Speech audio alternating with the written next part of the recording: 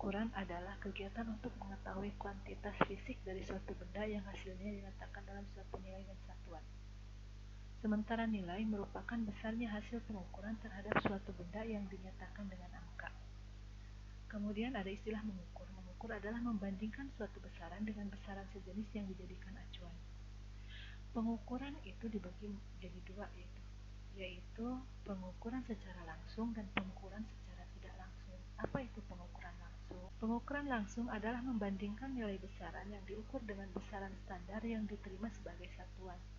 Contohnya, apabila kita ingin mengukur panjang sebuah tongkat, maka bisa kita ukur dengan menggunakan mistar. Sementara pengukuran tidak langsung adalah mengukur suatu besaran dengan cara mengukur besaran yang lain.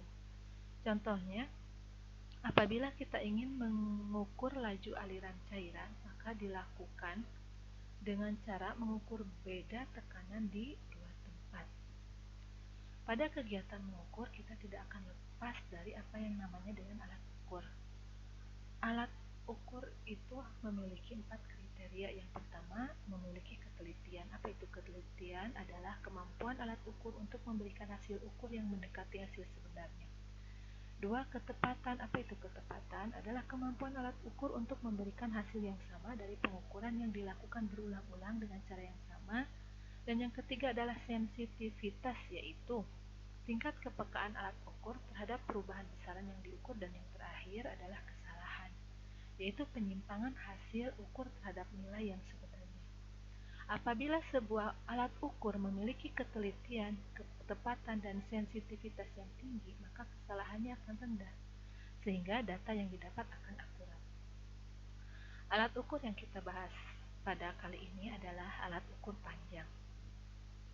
Di antaranya adalah mistar, kemudian ada yang disebut jangka sorong. Kegunaan jangka sorong adalah untuk mengukur diameter luar maupun diameter dalam suatu benda. Kemudian mengukur ketebalan benda tipis seperti seng dan mengukur kedalaman benda tabung seperti botol. Ketelitian pengukurannya 0,1 mm. Bagian-bagian jangka sorong adalah sebagai berikut.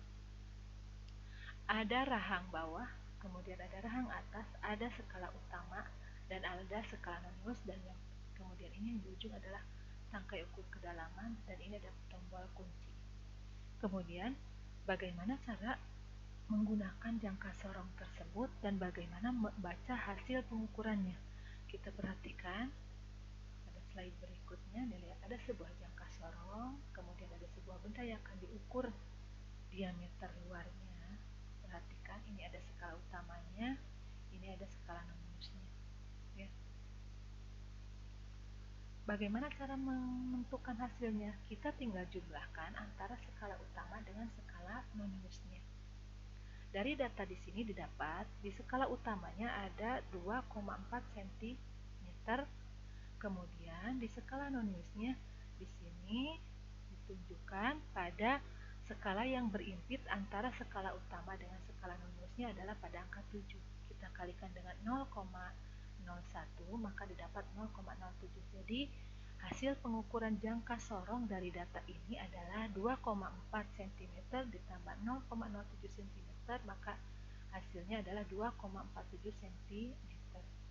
Kemudian kita perhatikan data berikutnya. Kita ada sebuah data dari hasil pengukuran jangka sorong yang menjadi pertanyaannya adalah berapakah hasil pengukurannya. Masih sama seperti tadi, diperhatikan di skala utama. Di skala utama kita dapat data bahwa benda menunjukkan 0,2 mm. Kemudian skala non-nilusnya menunjukkan skala yang berimpit antara skala utama dengan skala non-nilus itu adalah di angka 4, maka kita kalikan ini 4 dikali 0,1 mm, maka hasilnya 0,4 mm. Maka hasil pengukurannya kita jumlahkan 0,2 mm ditambah 0,4 mm, maka hasilnya 0,6 mm. Itu cara mendapatkan hasil pengukuran dari jangka sorong. Kemudian yang ketiga adalah mikrometer sekrup. Mikrometer sekrup biasanya digunakan untuk mengukur benda-benda yang tipis dan mengukur diameter benda-benda bulat yang kecil seperti kertas dan diameter kabel. Ketelitiannya lebih teliti lagi dibandingkan jangka sorong. ruang yaitu 0,01 mm. Bagian-bagian dari mikrometer yaitu adalah ada rangka, kemudian ada ruang ukur tetap, ada ruang ukur gerak, ada skala utamanya, ada skala non-minus, kemudian ada gigi berputar. Bagaimana sekarang cara menggunakannya dan cara menghitung hasil pengukurannya? Sama seperti tadi, perhatikan gambar ini ya. Ini, nah kita tarik dulu, kemudian kita letakkan dan kita perhatikan ini. Perhatikan antara skala utama dan skala non-minusnya. Dari ini didapat, di skala utama didapat benda berukuran 2,5, sementara kita cari yang berinpit antara skala utama dan non-minus ini ternyata pada nilai 0,26. Maka ketika sudah didapat skala utama dan skala non-minusnya, kita tinggal menjumlahkan 2,5 ditambah 0,26 itu sama dengan 2,76 mm. Itu hasil akhirnya ya. Kemudian lanjut soal berikutnya. Contoh di sini, hasil pengukuran dengan mikrometer sekup pada skala utama menunjukkan angka 4,5 mm dan skala putar menunjukkan angka 25 mm. Berapakah hasil pengukurannya? Maka sama seperti tadi, kita tentukan skala utamanya. Di sini di soal didapat bahwa skala utamanya adalah 4,5 mm. Kemudian skala non-minusnya juga sama, dilihat di soal. Di sini ada 25. 25 ini kita kalikan 0,01, maka didapat 0,25 mm. Jadi hasil pengukuran dari data ini didapat 4,75. Dari mana ini? Dari penjumlahkan antara skala utama dengan skala non-minus. Ini 4,75 dalam satuan mm. Kalau dirubah ke cm, maka didapat 0,47 cm.